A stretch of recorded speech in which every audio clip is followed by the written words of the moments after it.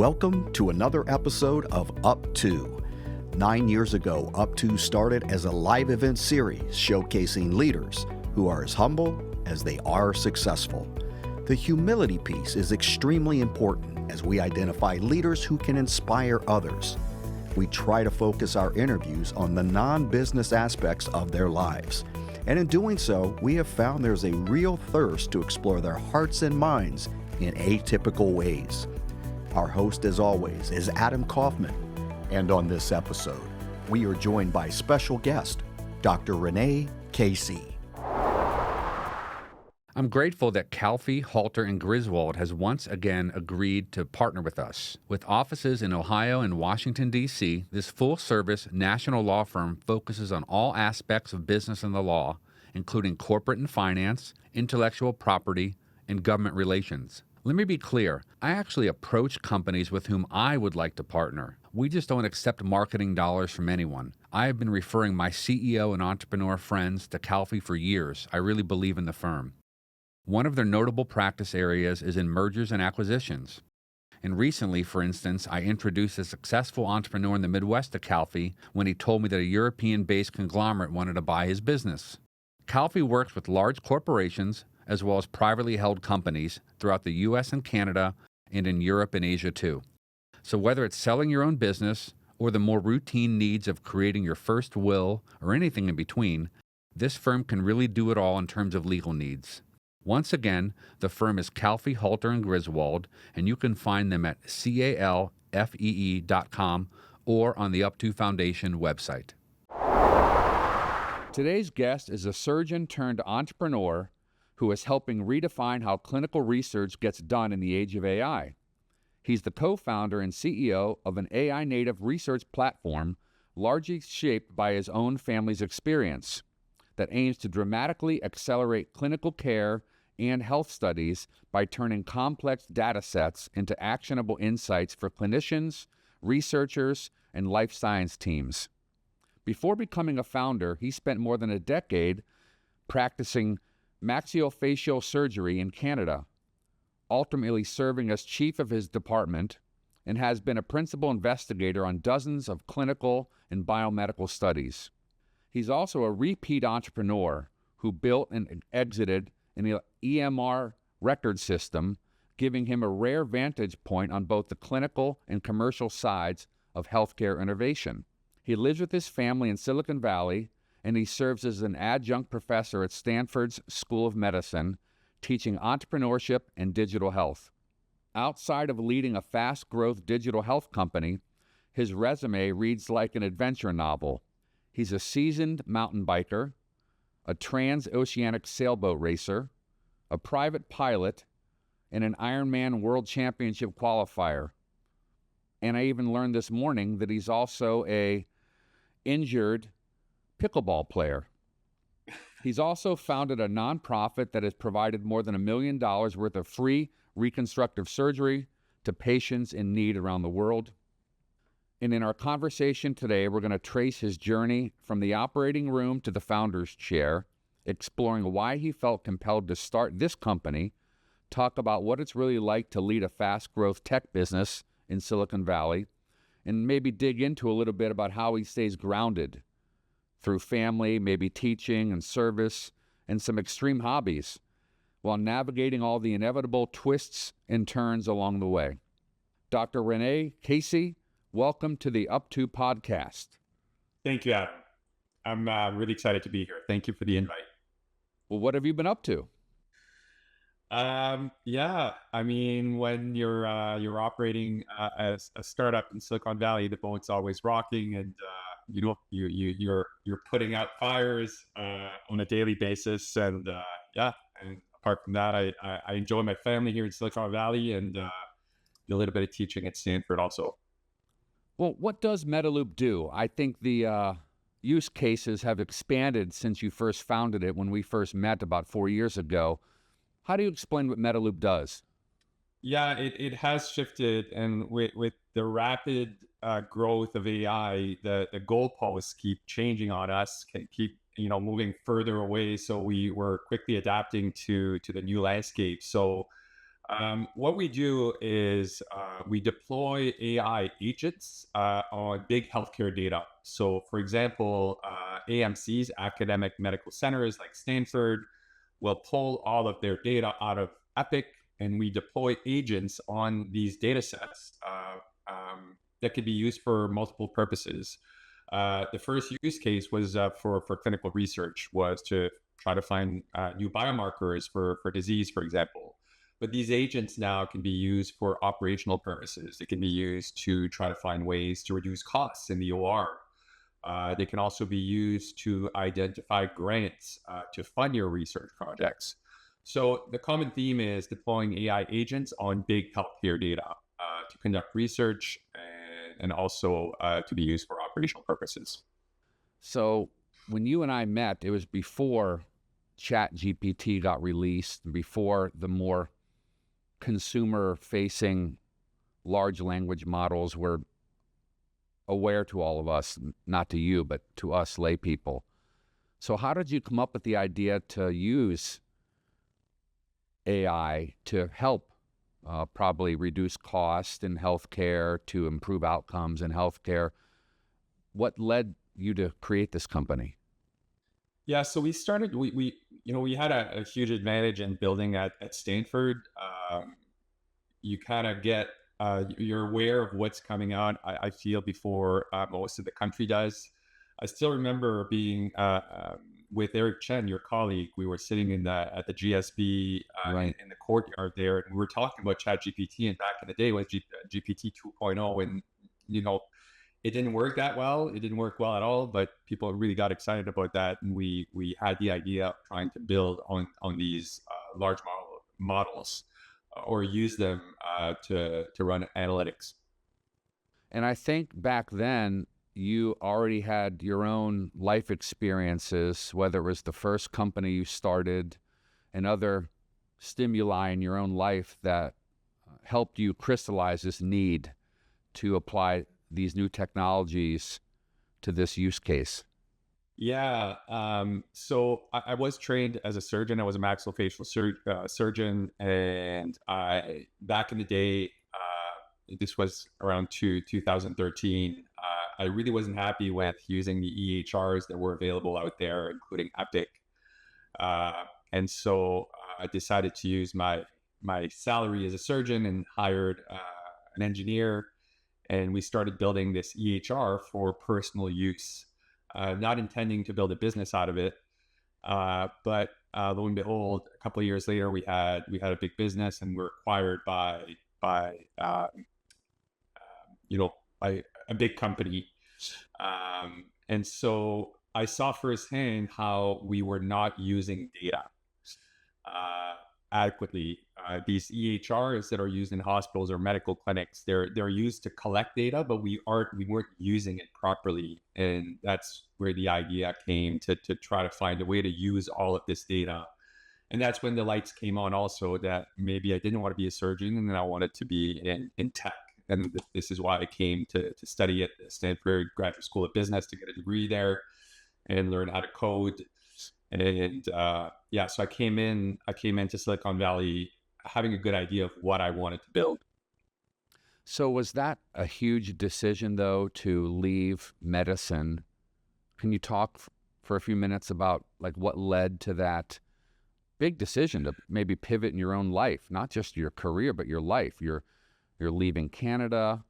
I'm not sure if you were married at that point. What a big decision to move to Palo Alto and to almost start over. You had a great idea, but it's never a certainty. I come from a modest background, and I've always had, a high tolerance for risk and uncertainty, I guess. And I feel comfortable in uncertainty. I did have a wife and 2 kids, and to leave, a surgery job for which I trained for 14 years for, is a big risk, especially going back to school full time. Stanford's tuition is quite high, but I felt like I really felt passionate about building tech at that point, and what they don't teach you in medical school, or back in the day, they didn't anyways, was that you can use your medical knowledge to do other things. You don't have to see patients. You can use that medical knowledge to build an EHR platform because you're the user of that platform. You understand that product very well.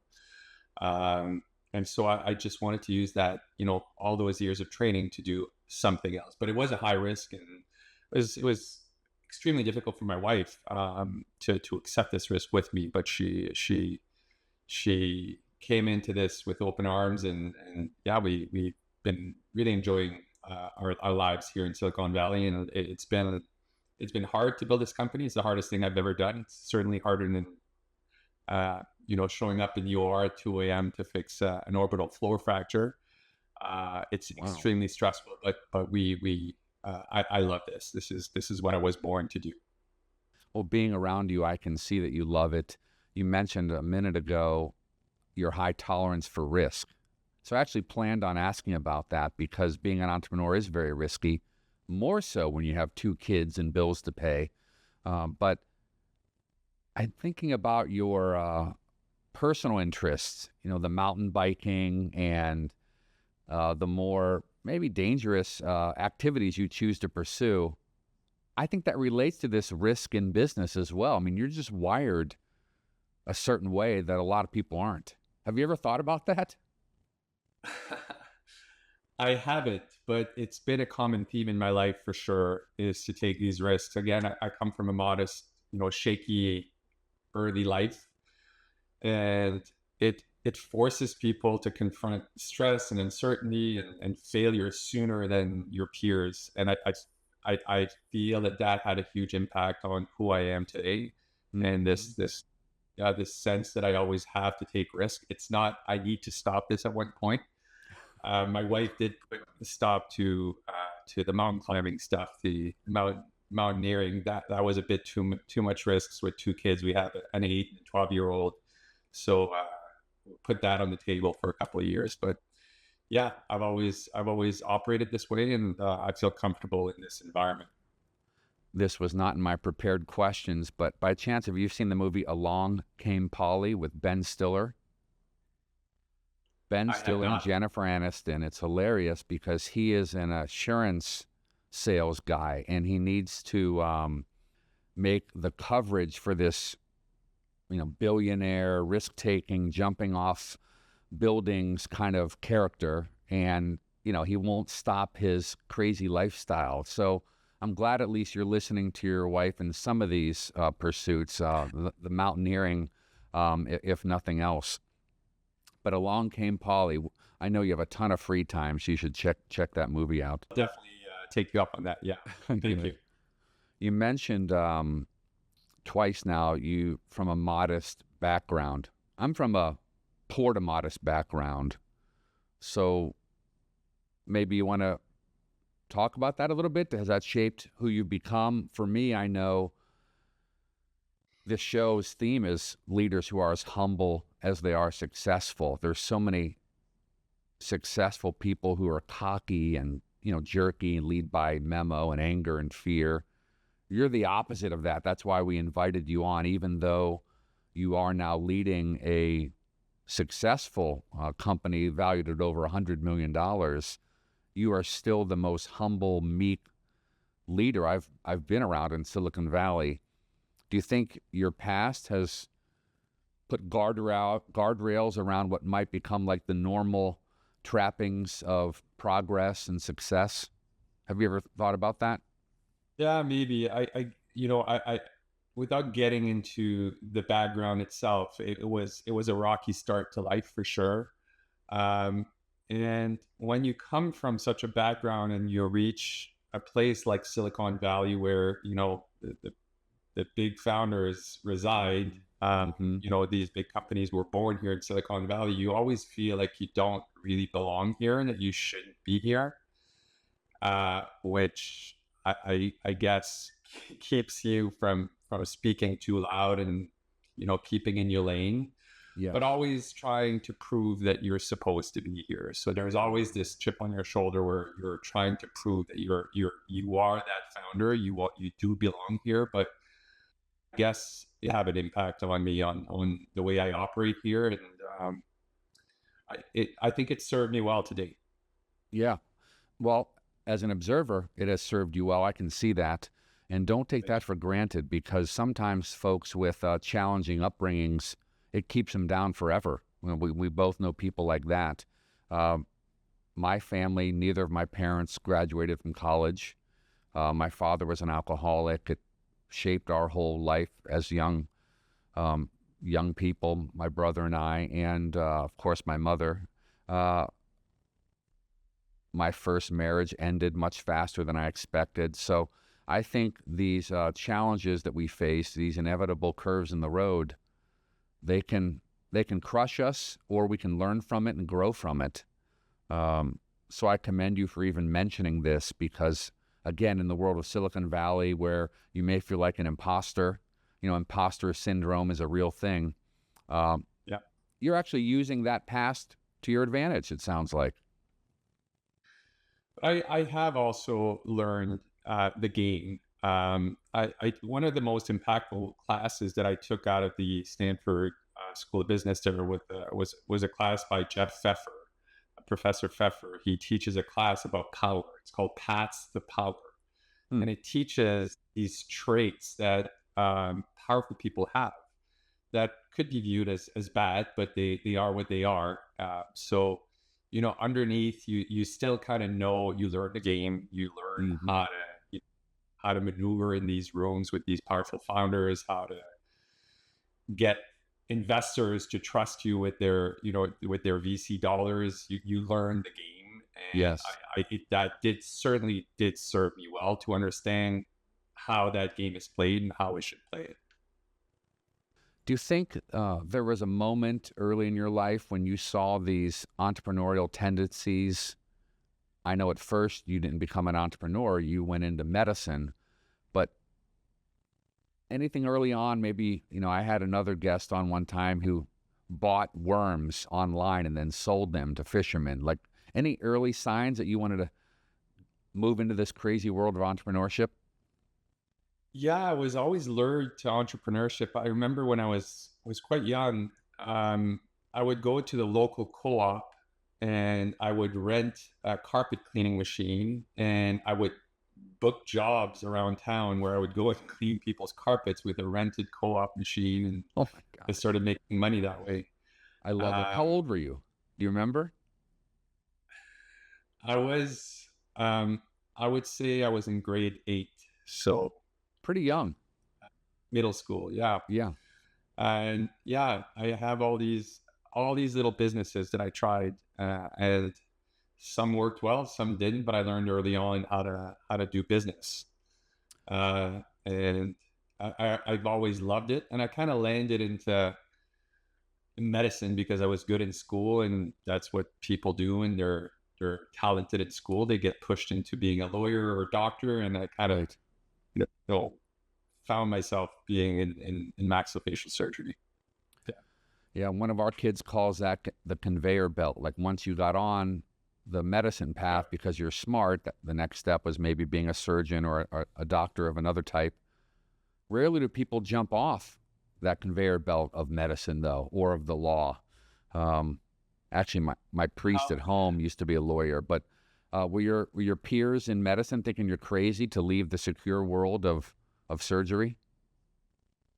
Oh gosh, yeah. Everybody thought I was nuts. The thing is, when you leave school, you have hundreds of thousands of dollars of debt, of student debt, after all that schooling that you have to pay back, and you run into some pretty decent cash flow. So you get in this rat race. You buy yourself a house, then you buy yourself a cottage up in Tahoe, and then you have 3 cars, and you're stuck. People just get stuck in this wheel. And I know a lot of doctors here at Stanford that are unhappy after a decade of practicing medicine. It's hard. It's a hard life.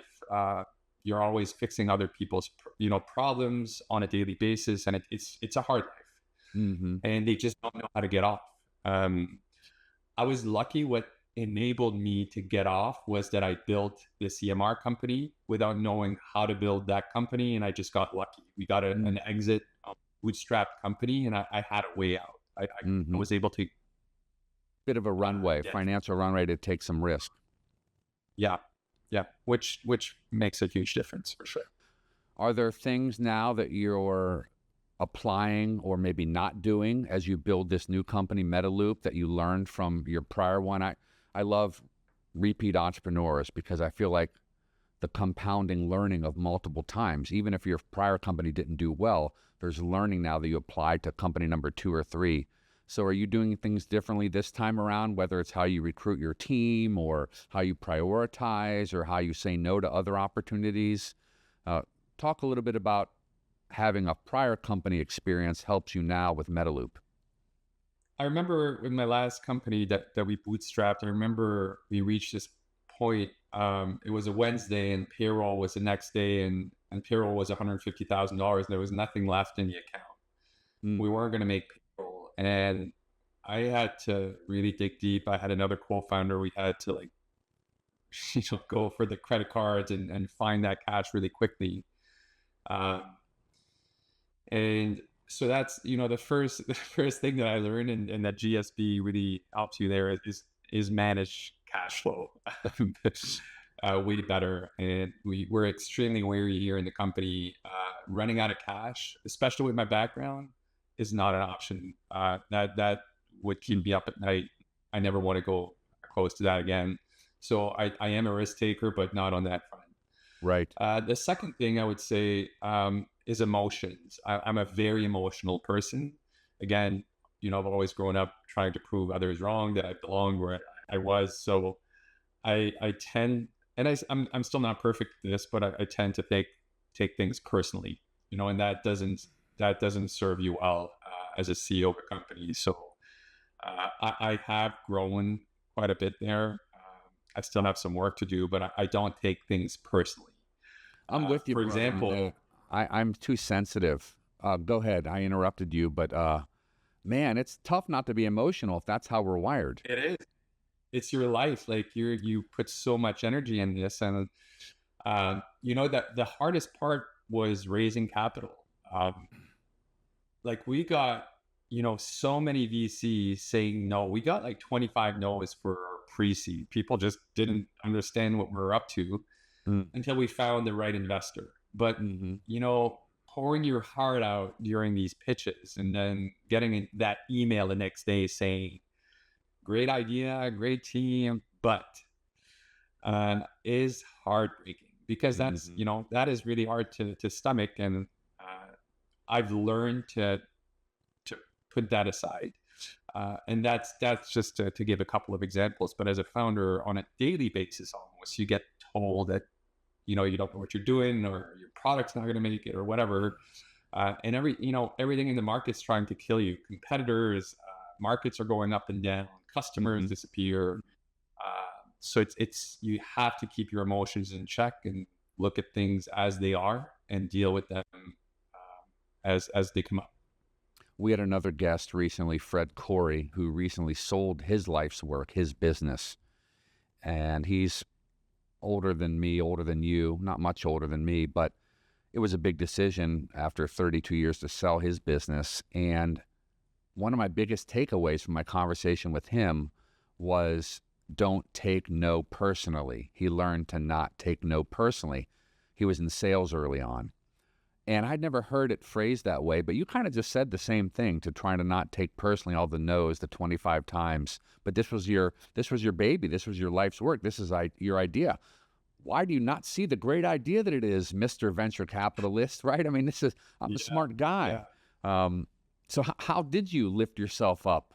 I know you said you don't anymore take it personally, but are there habits? I like to hear about the habits of successful people, or is it a spiritual thing, or is that when you go for a bike ride? How did you pick yourself up during these particularly challenging repeat no's?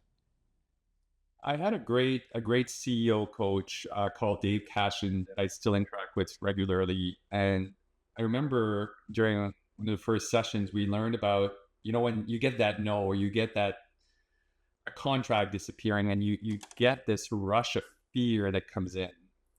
Doubt. And one of the things, doubt, and what we would do, and he does this with all of his founders, is okay. Let's let the fear in.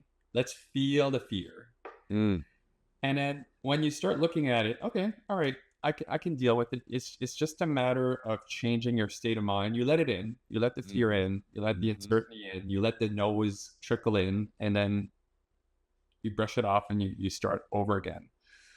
The second thing is definitely keeping my body in good shape, training on a daily basis, going to the gym or going to, hitting a swim in the pool or going for a bike ride is definitely a savior. It really, it enables you to clear your mind of bad thoughts if you do have them. Eating healthy and being in shape is I think is extremely important as a founder and as a CEO. No, I'm glad you said that. Yeah, I travel a lot, and most of it is business travel. So it's very easy to get into a routine of like business dinner, expense account, get the dessert, have the cocktail, all of which you normally wouldn't have if you were just home for the night, eating with your family. So I realized early on as my waistline grew and I got a little less energetic on the road, I actually have to schedule, like when I travel somewhere, I put in my calendar like workout time. This is just for me. Maybe it wouldn't work for everyone, but I needed to see that as like a meeting slot, to not book in one more meeting when I go to a certain city. And that really helps me with my energy and probably my recovery if I have a cold or something, or maybe you would know better than me, my immunity on the front end before I get a cold. I really feel like the physical activity, I don't look as good as you, but I work out a lot, and I really think that helps me with my output. It really does. Something also, I do also have to travel a lot for work, and I do not accept dinners anymore. I don't do dinners unless it's with you. Good recovery. Thank you. I feel that as soon as people get in a room and there's alcohol involved, nothing gets done anyways. Yeah. So whenever I get invited to dinner or for a cocktail or whatever, I usually find a way to ask the person to go for a walk earlier on the day or go for coffee. I feel you get what you need to get done during those moments and not at night. That's an interesting habit. Our listeners like to learn these types of habits. It's shocking to me, but we've been downloaded. This show has in over 100 countries, Rene. Wow. And a lot of our listeners and viewers, they talk to me about they're early in their career. So like these types of points that you're sharing are really valuable. It's certainly some folks reflecting backwards on their lives, but a lot of the folks are in their 20s and their 30s. So I think what you're saying right now is even more valuable than maybe you realize. The habits of a successful person, of course, Stephen Covey's book, 7 Habits of Highly Successful People, is an all-time great. But what you're sharing right now, and maybe you planned on talking more about the science of Medeloop, and we can do that. But these are like really important life coaching experiences that I appreciate you sharing. One thing I did want to bring up, though, about Medeloop is you've had some success. It's still very early. I know you're not basking in the glory of your own success, but have you felt any change in like your pressure to succeed now because you do have more stakeholders, more employees, more investors, more dollars? Has that changed at all your behavior and your prioritizing at work or how you think about things? Or are you still maybe always as locked in as you once were? Yeah. I mean, it'd be great if we could just build and not have to concentrate on cash flow and concentrate on making the board happy with continuous ARR commitments. No. But that's just part of the job. That's part of the job. Yeah, right. Your board is your boss, and those board members are VCs that invested in your company, and they have LPs that gave them money, and everybody's looking for a return. Mm-hmm. It's part of the game. If you don't want that pressure, well, you bootstrap your company. That's the way to circumvent that. So it is stressful. I mean, I think a big part of the job is to take care of your board. You have these quarterly board meetings, and you have to show growth, or the board will find another CEO. So it is always top of mind. I don't feel that it's changed our direction, but it did force us to find ways to make money faster. We sell it to a very difficult market. We sell into a difficult market. Who are your customers? Like, what do you mean you sell into a difficult market? So the Cleveland Clinic. I've heard of it. Stanford, Cedars-Sinai, yeah. So AMCs, academic medical big centers, hospitals, big health systems, big hospital networks are our main customers. That's the first bucket. The second bucket is pharma, and the third bucket is government. So NIH, FDA, those institutions. Now, if you're selling into an AMC, for all the founders out there, especially the startup founders, it is hard to get contract. Margins are extremely thin. We found out the hard way that it takes a year and a half to sign a contract.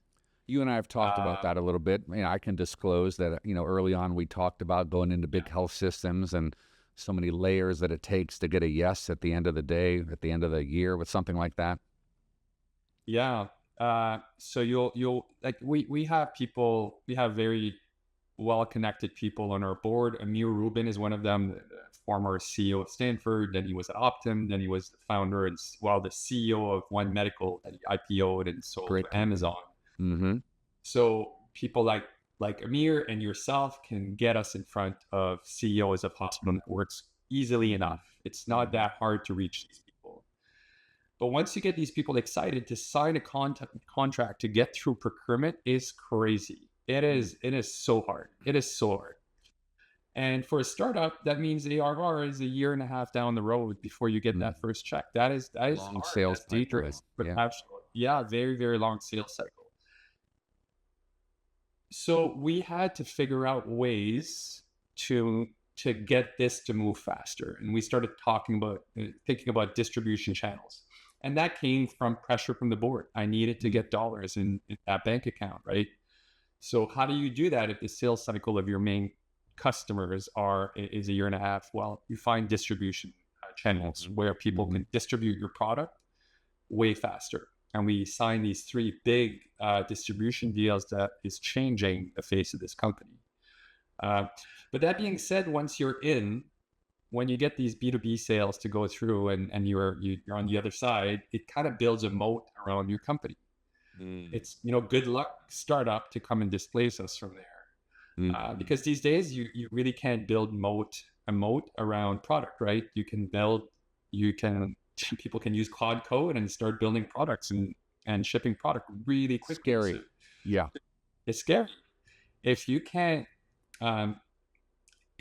build a moat around tech, what moat can you build? Well, that's one of them. A hard market the barriers to entry are extremely high. So if you can get through those barriers and get in there, it kind of protects you. It protects your company. Well, you indirectly talked about relationships just now, maybe without even intentionally doing so. Your relationships with your board members, relationships with other stakeholders that can help you with their relationships to get into these sought-after health systems. I planned on spending a few minutes today talking to you about relationships broadly. There's so much fear in the world about, in the age of AI, what will happen to relationships, the need for them. Do they even exist going forward? Personal relationships, people are getting married later, etc. People are having less children. I know that you're not the spokesman for the world, but I think quite highly of you. And as you think about applying AI to your business, where do relationships still matter? By far the most important thing that I have done as a founder. The only reason that we're here today, that we're about to sign a Series B, is because of the relationships that I've built. these relationships include you, they include Amir Rubin, they include the former FDA commissioner. We've stacked this incredible team that can open up doors for us. Mm-hmm. And that takes, you need to build relationships with these people to get them to like you. Like, why would Right. they come and spend time on your business? They have to believe Right. that you're going to become that unicorn. And they need to trust that you're the right CEO to bring it to unicorn status. And so that is what, as a CEO, one of the things that I spend the most time on. Although I don't go for dinners, I do meet with people You explored other regularly, ways to meaningfully connect. Yeah, for sure. and I having a meaningful relationship with these people changes your company. It changes your company, and that is another moat that you can build around your business, is the relationships, the people that you Mhm. bring in. Not just the Wha- talent, not just you need to bring in world-class talent, these engineers, but these door openers will change your company. Mhm. And I bet the relationships that you develop with those world-class engineers also helps you retain them or helps you recruit them. Maybe, birds of a feather flocking together. A great team member can talk to you about another member, potential member of the team in his own network. So I intentionally brought up relationships with you because you do it well. We have many other entrepreneurs in our life who don't have the relationship skills, or at least the effort that you have, and it just reminds me that it still matters. We had a professor come to me and ask me if I wanted to talk about private equity to their entrepreneurship class, and this was at Oberlin College, a liberal arts school. Really, really sharp students. But I didn't want to talk about private equity. It's such a boring subject. They could, do a search on that, go to Perplexity and read all they want. I said, why don't I talk about relationship equity? And the professor looked at me like, relationship equity? What is that? And so I proceeded to do this hour-long presentation on relationships in a digital age, how to build relationships in the digital age. And these young students, these college students, way smarter than me, you would have thought I was teaching them how to live on Mars or something. They were so entranced because no one was teaching relationships. Isn't that shocking?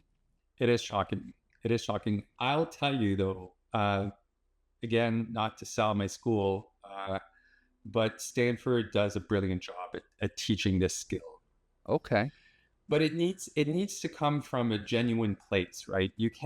I can't get, you know, first time I met Amir, well, he acted actually like me. Like, you have to come off as a genuine nice person, right? Yes. For them to want to, and it's a skill that I think needs to, well, I don't know if it can be practiced, but you have to be genuine. Well, I And think it once can you be start, practiced because I think some people have told me that they're an introvert. So if one knows that he's an introvert, you need to work on being more extroverted, maybe in certain settings. So I think it can be improved upon. it can, yeah. And once you start befriending these people, because it grows into a friendship. It's not just transactional. It becomes like, hey, let's go for a run, let's go for a bike ride, let's meet up to play pickleball. Mm-hmm. um, Once you start befriending these people, it becomes a flywheel. People see this team of Definitely. superstars growing. They're like, I want to be part of that. So, A players hang out with A players most of the Absolutely. time. Right. Once you start putting these people together, it just grows into something very special that everybody wants to be part of. Well, what are you most excited about going forward? I'm excited about watching Medeloop grow with you at the helm, and I'm going to be in your area in a couple weeks, so hopefully we'll see each other in person. But what are you most excited about right now as you look out maybe 6 months and then maybe 5 years into the future of you and Medeloop? Short term and then a little bit more mid-range. Yeah, and tech is moving so quickly. We had a couple of hiccups with health issues in my family me personally and my kids, we're actually there now where we can figure out disease very, very quickly, where we can find treatments that didn't exist, where we can identify biomarkers, in minutes instead of years. I'm really excited. That's what we've been building is a way to conduct research really quickly, and it's going to have a direct impact on my family, my loved ones. Mm-hmm. And that's exciting to me, and it's exciting to our employees. We're building powerful tech that's going to actually help humanity, and it's really a fun thing to do. It's not just about the money. We're building great products that have a true impact. With the speed things are going, Adam, it's hard to predict where we're going to be in 5 years. Like, thinking about populating Mars with robots in 3 years, just what, we're in the age of AGI, where agents are doing a lot of things that human used to be doing. Even knowing that is exciting. Just knowing that unknown is there is exciting. It is. I'm telling you, like, every week we have these meetings to look at what's coming out of out of these new models, these new tech companies. And it's, again, the goalposts keep moving. And so we have to make our product better. And we're building stuff today that last year we never would have thought we were building. It just didn't exist. And now it's just moving fast. So 5 years ahead, I wouldn't dare say where this is all going to be heading. But for now, I'm really excited about building these types of products that are going to have a huge impact on humanity. Well, see, that's the humble you coming out again. You're realizing there's no way you could predict the future. A lot of folks would, with certainty, predict what's coming soon. I used to interview a lot of leaders in health when I was running this health organization called Health Network. And my favorite question to these brilliant surgeons or hospital leaders was, what does the future of medicine look like? And how long do we have to wait to get there? It seems like you're saying we don't have to wait very long. The future's like right around the corner. Every new level of the future. I don't know if you're keeping in, you're looking at what's happening with the Optimus robots there, but these things are going to be able to become surgeons in the next 2-3 years. Wow. And be better than most surgeons in the world. We're way beyond Da Vinci and those early robots for prostate surgery or heart care. How about even the sensitivity of the face, your old line of work? Would that also be applicable to the face? I never thought that these things could, but in the past, but now, as in the past few months, I've kind of started to think that actually these things could probably go and do a LaForte surgery, types of surgeries that I was doing in the past, which is nuts. Could you get one of these robots? Could you write the code to get the robot to put hair on my head? Can you make that happen in your free time? Yes. You need to answer that question. That's okay. I have one of these ongoing shortcomings in my own personality is my own looks, but we all have burdens to bear, I guess. We've only known you this way. I've only known you with this without hair. So I like the way you look now. So you're fine. Good. You're glad I don't have my mullet. But listen, on a serious note, we are so grateful that you've given us some of your valuable time. If folks only knew all that's going on in Medeloop behind the scenes and with stakeholders, with investors. I read recently you have 300 million patient data sets within the Medeloop network. That's almost as big as the population of the United States. For you to calmly and a seemingly relaxed way sit here and chat with us, we are very grateful for that. I appreciate that. Thank you. Thank you so much for having me today. I appreciate it. Thank you for listening to the Up2 Podcast. If you enjoyed this episode, please subscribe via your podcast platform of choice. To receive our newsletter, suggest speakers, and give your candid feedback, please email Adam directly at adam@up2foundation.org. We would love to hear from you. The Up2 Podcast is produced by BLC Digital Strategies, a full content creator company located right outside of the nation's capital in Tysons, Virginia. See you next time.